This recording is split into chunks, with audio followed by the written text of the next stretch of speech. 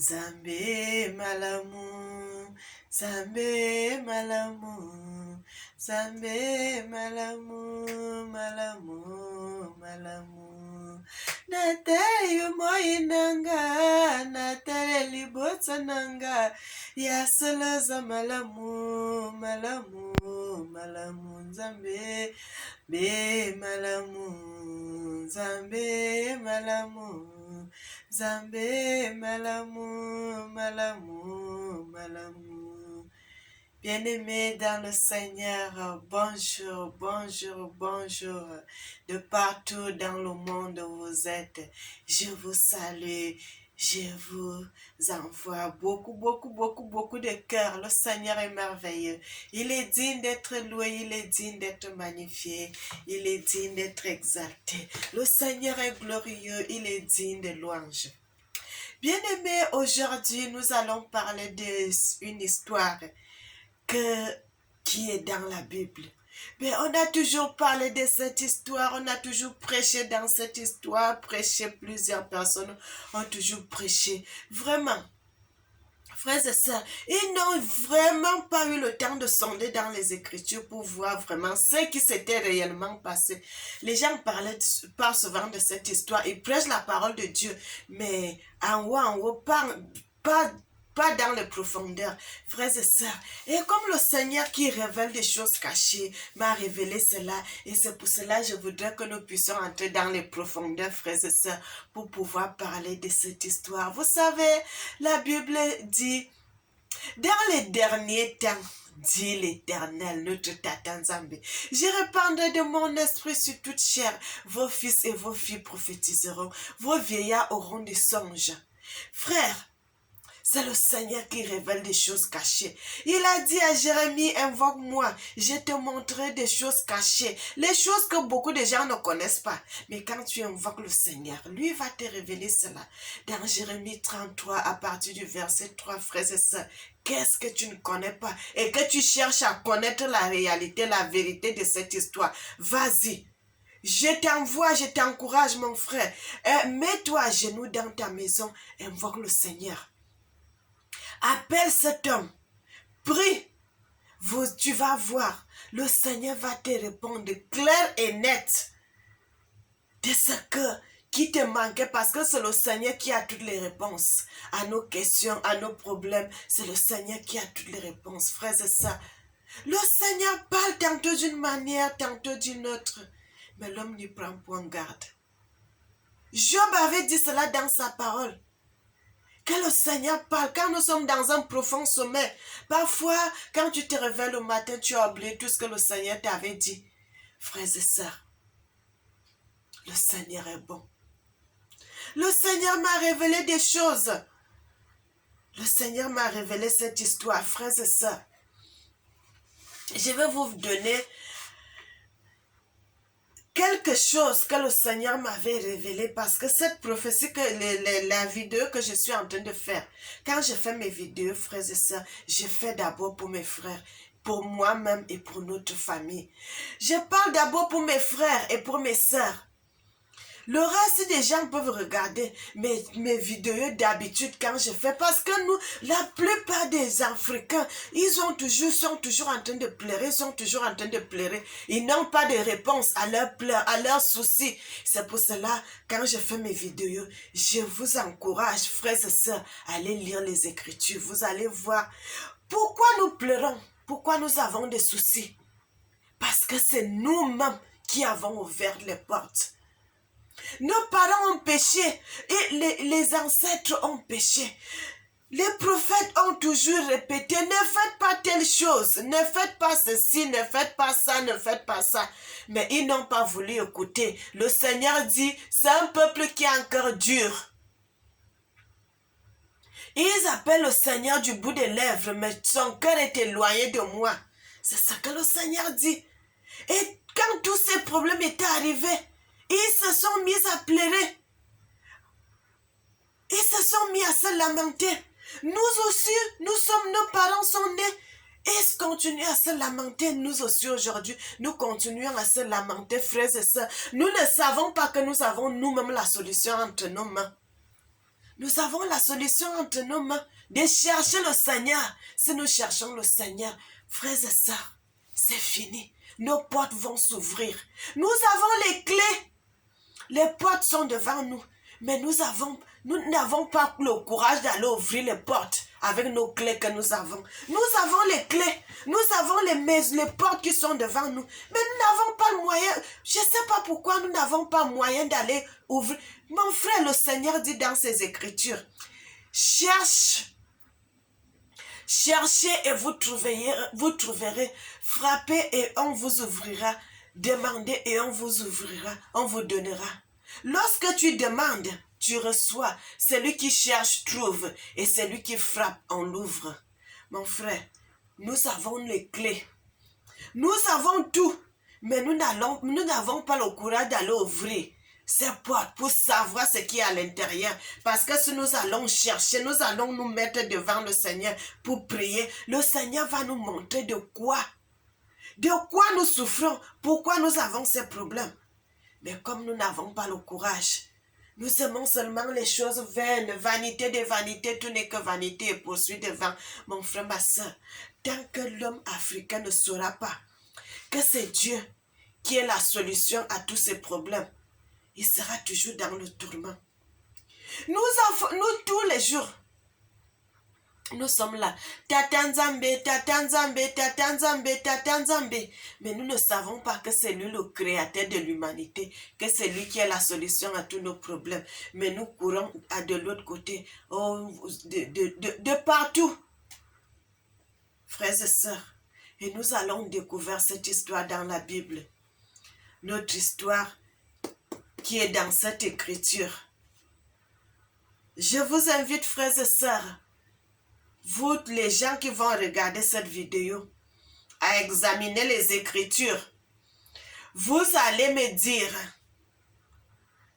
si c'est vrai ou pas. Frères et sœurs, j'attends vos commentaires. Vous allez confirmer avec moi ce que je vais vous dire aujourd'hui. Frères et sœurs, nous allons aller dans le livre de 2 Rois.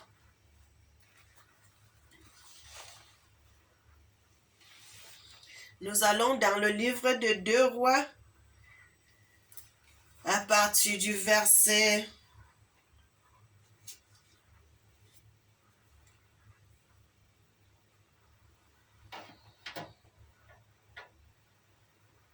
2 Nous allons d'abord aller dans le livre de 2 Rois, frères et sœurs.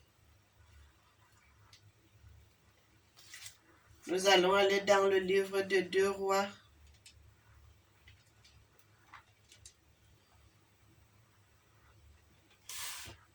Le Seigneur nous parle dans le livre de 2 Rois à partir du verset du chapitre 5.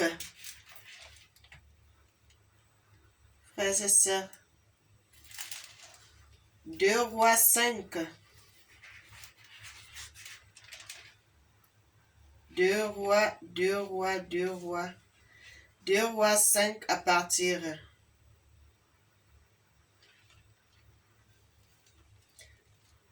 2 Rois 5, frères et sœurs. Nous allons voir ce que le Seigneur nous dit dans le livre de 2 Rois.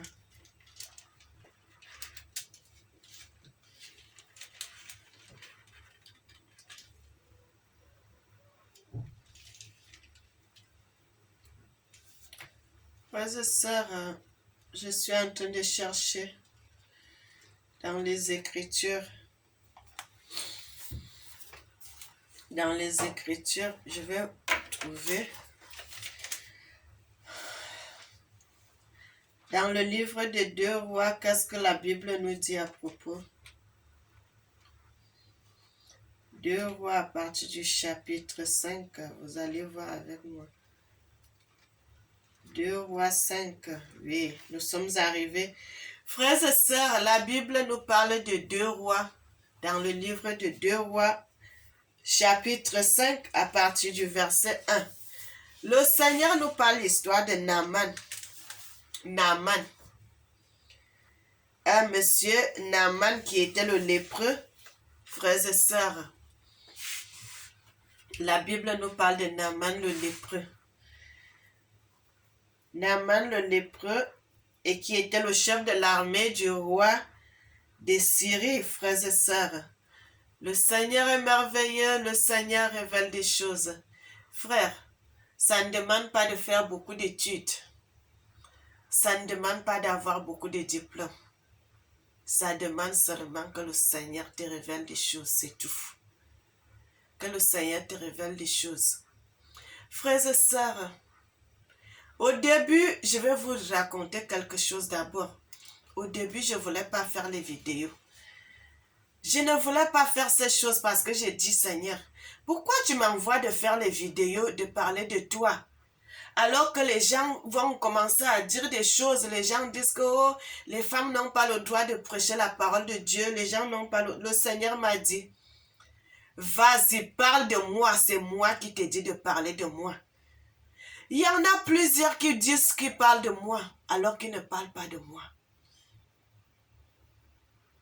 Et ces gens, le Seigneur m'a bien révélé des choses. Le Seigneur m'a dit, les gens qui sont en train de dire qu'ils parlent de lui alors qu'ils ne parlent pas de lui, il les a déjà rejetés.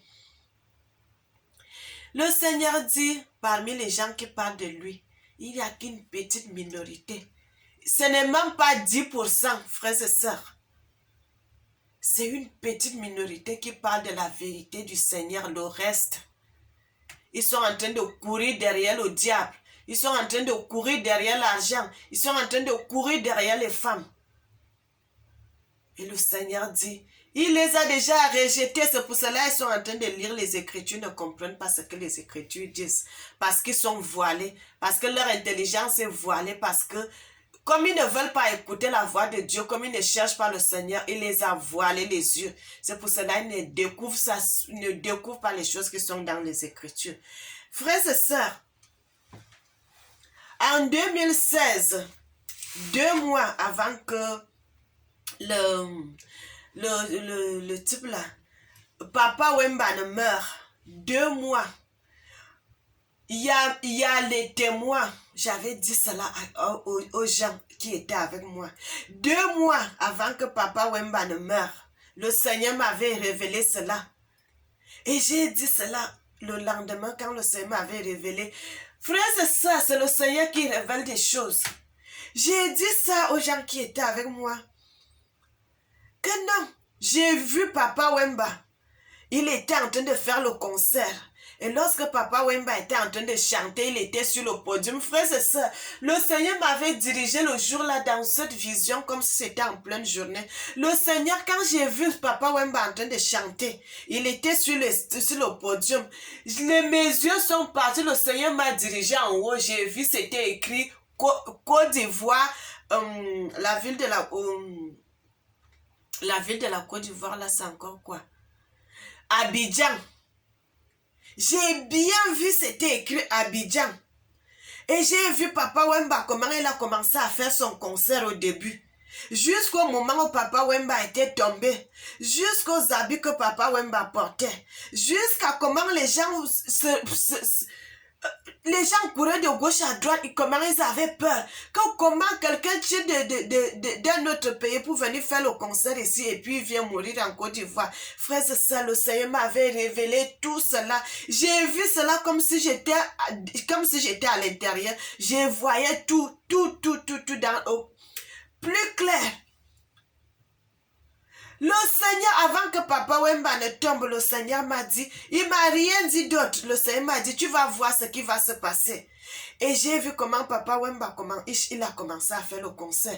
Le moment où il devait tomber pour mourir, j'ai vu comment il commençait à aller jusqu'à il est tombé. Le Seigneur m'a dit, c'est fini pour lui. Là, en ce moment, frères et sœurs, nous étions allés chercher, comme on était en train de chercher le voyage pour venir en Europe. Là-bas où on était, il n'y avait pas de radio, on n'avait rien, pour qu'on puisse connaître quoi que ce soit. 2 mois avant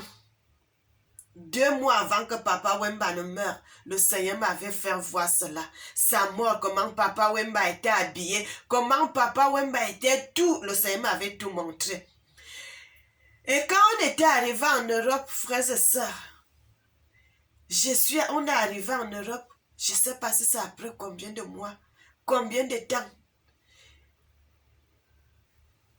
Et il y a un gars ivoirien qui était venu, où on était parti. On était déjà ici en Europe. Il nous a raconté ces choses. Je crois qu'on venait d'arriver, je crois que c'était comme aujourd'hui, le lendemain. Et il a commencé à causer. Il a dit, ah, Mboka, est-ce que vous avez vu vraiment ce que votre monsieur là, c'était un bon musicien. Comment il chantait bien, comment il était bien. Comment cet homme est venu mourir en Côte d'Ivoire. Frères et sœurs, j'avais la chair de poule. Mon corps était tout glacé. J'ai dit, quoi? Papa Wemba était mort. Il dit, oui, mais ça fait depuis Papa Wemba qu'il est mort. On l'a même déjà enterré. Ça fait des mois maintenant.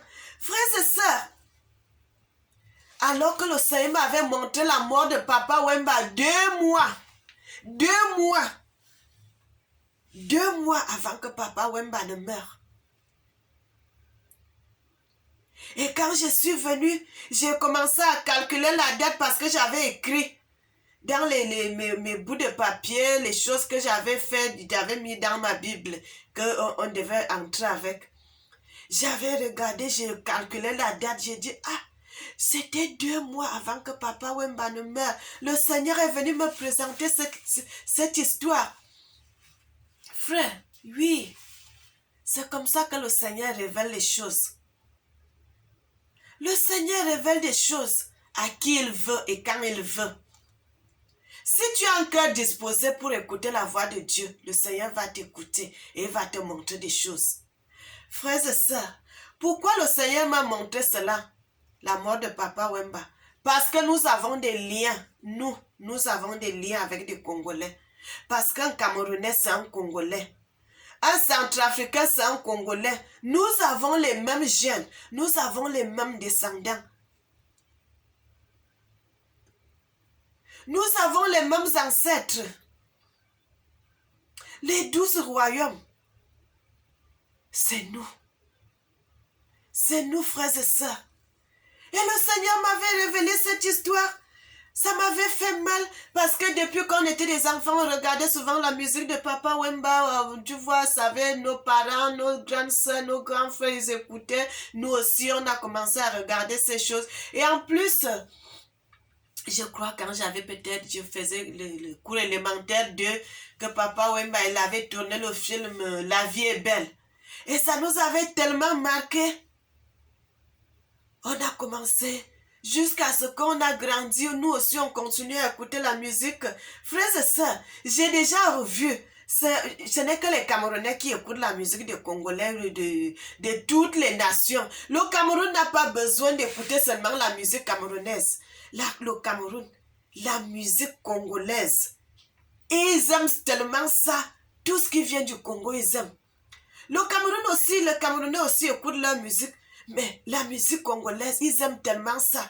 Parce que nous savons, nos parents nous ont toujours dit, ils viennent du Congo.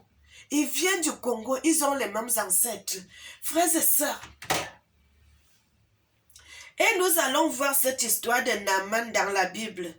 Le Seigneur dit, il y avait la guerre parce que le Seigneur avait dit, lorsque je vous enverrai dans le pays où qui coule le lait et le miel, vous devez être dans ce territoire. Vous ne devez pas vous rallier dans le mariage avec les gens qui sont tout autour de vous.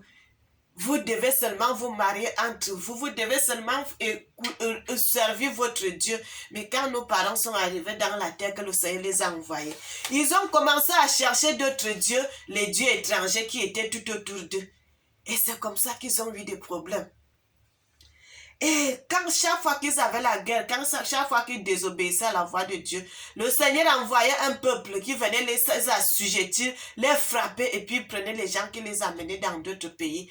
Et l'histoire que nous allons vous regarder aujourd'hui, on parle de Naaman qui était un chef de l'armée, qui était le Syrien, frères et sœurs. Mais le Seigneur m'a révélé une chose. Frère, Naaman, ce n'était pas un Syrien. Frères et sœurs, je suis devant vous. Je suis la servante du Seigneur. Ce que je suis en train de vous dire, c'est une réalité. Le Seigneur m'a révélé que Naaman n'était pas le Syrien, que Naaman c'était un Namibien. Naaman était un Namibien. Ils ont toujours fait la guerre avec nos ancêtres, tout ça. Chaque fois qu'il y avait la guerre, ils prenaient des gens, ainsi de suite, ainsi de suite. C'est comme ça que quand ils avaient fait la guerre, ils avaient pris un enfant, une petite fille de l'Afrique centrale qui s'était partie avec elle. Et ce n'est pas seulement elle, puisque c'est elle qui était au service du roi. Il y avait plusieurs personnes qui étaient parties aussi avec eux. Frères et sœurs, parce que même jusqu'à aujourd'hui, notre peuple se trouve jusqu'en Syrie. Jusqu'en Syrie, jusqu'au Pakistan, nos parents qui étaient partis en esclavage. Que les gens, chaque fois qu'ils prenaient, ils partaient avec eux. Jusqu'à ce que leurs enfants sont devenus des Pakistanais, des Syriens, ainsi de suite. Ce que la Bible nous dit, cet enfant, ce n'était pas allé seul. Il y avait beaucoup de personnes qu'ils avaient amenées, mais c'est cet enfant seul qui était au service de la femme du roi Naaman, le Namibien. Et c'est cet enfant qui connaissait la volonté de Dieu. Il connaissait ce qui se passait dans son pays. C'est une petite fille. Maintenant, il a dit, si mon serviteur était dans notre pays, notre serviteur, notre prophète allait le servir, allait le guérir de la lèpre. Parce que, frères et sœurs, vous savez, lorsque il y a des bonnes choses, quand il y a les enfants connaissent des choses, hein. Quand vous les voyez seuls là, vous croyez qu'ils ne connaissent rien. Les enfants, quand vous faites des choses, les enfants connaissent tout. Ils sont là, ils enregistrent. C'est comme si ils enregistraient tout. Mais tu vas voir. La petite fille, c'est pourquoi la petite fille, ça a dit ça. C'est sûr que la petite fille, là où elle était au service de la femme de Naaman, on la traitait bien. C'est sûr qu'on la traitait bien. Maintenant, étant là-bas, il a vu comment on la prenait avec affection, tout ça. Malgré qu'elle était orpheline de tout ça. Mais elle a dit, si mon père, le chef de l'armée était dans notre pays, le prophète Élisée allait le guérir de la lèpre. Parce qu'il savait que le prophète Élisée était au service de l'Éternel, du vrai Dieu, de notre Tata Nzambe, qui connaissait la loi et qui, chaque fois qu'il parlait de la part du Seigneur, c'était la vérité. Frères et sœurs, nous allons essayer de lire. Le Seigneur, il dit, Naaman, le chef de l'armée du roi de Syrie, était venu. Moi, je vais dire, Naaman, le chef de l'armée du roi de Namibie, était venu, devenu un grand homme devant son Seigneur et estimé, donc il était devenu un homme très important, influent aussi, et puis il était respecté. Car c'est par lui que Dieu avait donné le salut à la Namibie, et l'homme s'était montré un homme fort et vaillant, bien qu'il fût lépreux, car les Namibiens étaient sortis en bande maraudeuse, et ils avaient réussi à capturer en terre d'Israël une petite fille, et celle-ci se trouva finalement devant la femme de Naaman. Frères et sœurs,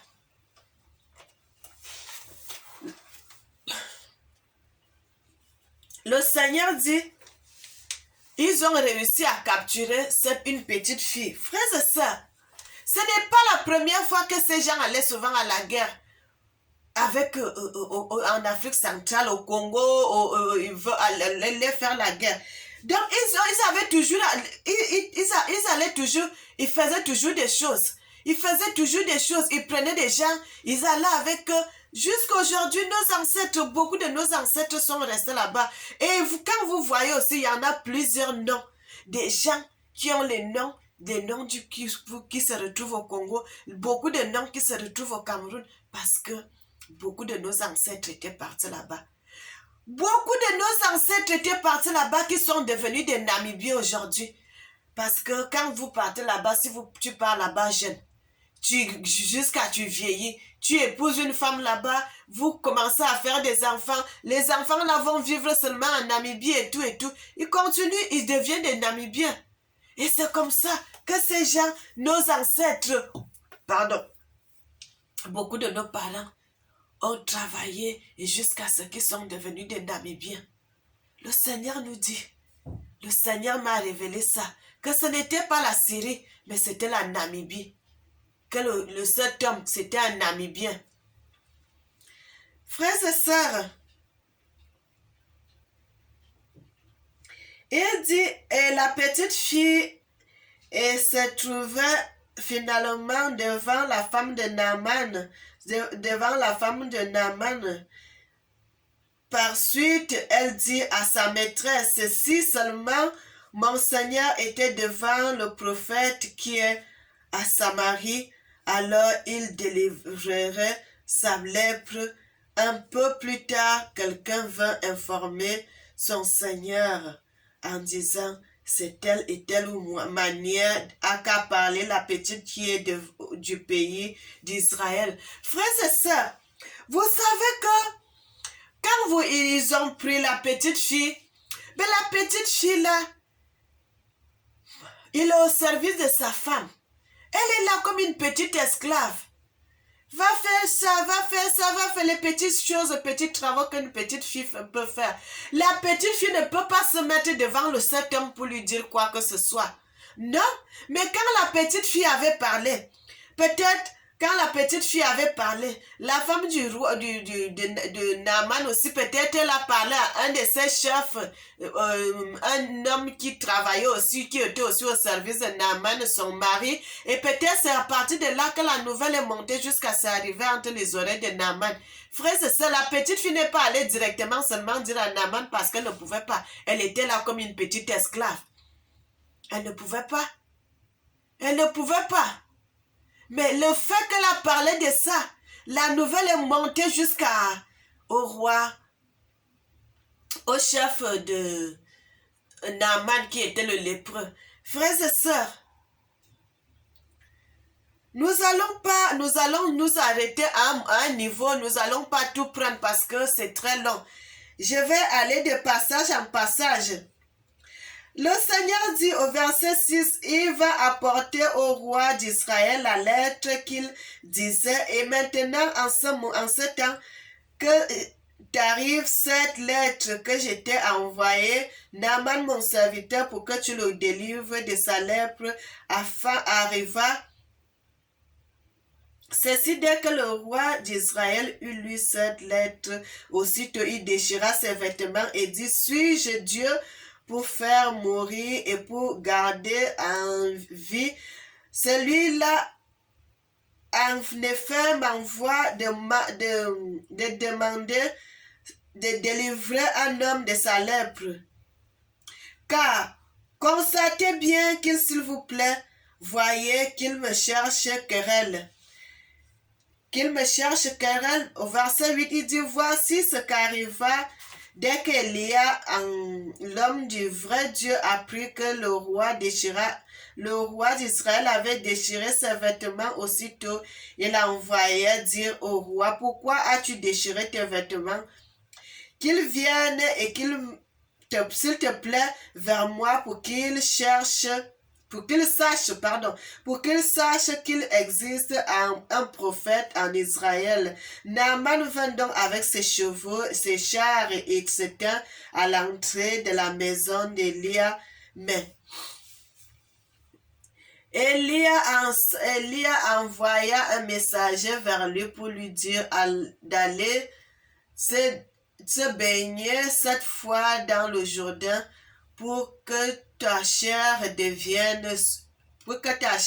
soit pure, devienne saine et pure. Alors Naaman s'indigna et se mit à partir et dit, voilà que je m'étais dit, il sortira vers moi et se dirigera, il invoquera le nom de Dieu, son Dieu fera mouvoir sur sa main sur l'endroit et délivra bel et bien le lépreux. Labana, l'épare et du fleuve de Damas ne valent-ils pas mieux que toutes les eaux d'Israël? Ne suis-je pas baigné et être vraiment pur? Il se tourna donc et s'en alla avec fureur. Frères et sœurs, le Seigneur dit, lorsque notre prophète Élisée a entendu cette nouvelle, il a dit, pourquoi tu déchires les habits? Il envoie la nouvelle au roi. Pourquoi tu déchires les habits? Pourquoi tu te fâches pour cette histoire? Parce que on t'a envoyé quelqu'un pour que tu puisses le guérir de la lèpre. Envoie cette personne chez moi. Je vais lui dire des choses. Et cette personne sera pure. Et là, il saura que nous avons un vrai Dieu. Frères et sœurs, je vais d'abord m'arrêter sur ça. Je vais d'abord m'arrêter sur ça, sur ce passage. Le Seigneur dit, c'est pour cela, frères et sœurs, lorsque quelqu'un y parle de la part du Seigneur, il ne faut pas contredire. Il y a déjà beaucoup de mensonges maintenant là que pour connaître même la vraie vérité qui sort du Seigneur, frères et sœurs, ce n'est pas facile. Mais le Seigneur dit, vous les connaîtrez. Vous connaîtrez les gens qui disent la vérité. Parce qu'ils diront des choses qui vont s'accomplir, des choses vraies, les choses que les gens ont vérifiées, ils n'ont pas trouvées. Mais lorsqu'une telle personne parlera d'une chose et que cette chose va s'accomplir, là, sachez que cette personne vient de l'Éternel. Le Seigneur dit, vous-même vous pouvez savoir, frères et sœurs, qu'à l'époque, être lépreux, c'est quelqu'un qui était à part, qui vivait à part dans un coin retiré. Il ne se mélangeait pas des choses. Je ne parle pas du vitiligo, frères et sœurs. Je ne parle pas du vitiligo. Je parle de la vraie lèpre qui coupait les mains, qui coupait les doigts, qui coupait les membres du corps. C'est de cette lèpre que je suis en train de parler. Et le Seigneur dit, lorsque le Seigneur a dit cela, depuis l'Ancien Testament, Élisée ne pouvait pas aller se mettre devant cet homme parce que dans la Bible, l'homme qui avait la lèpre devait être dans un endroit isolé, dans un coin isolé. Il ne devait pas se mélanger avec les autres. Donc Élisée ne pouvait pas se lever, aller devant cet homme. Non, parce que c'était interdit. L'homme qui avait la lèpre devait vivre dans son coin. Dans son endroit isolé, il devait vivre dans cette place. Et lorsque Élisée a parlé de cet homme, il a dit d'aller se laver cette fois dans le fleuve, frères et sœurs.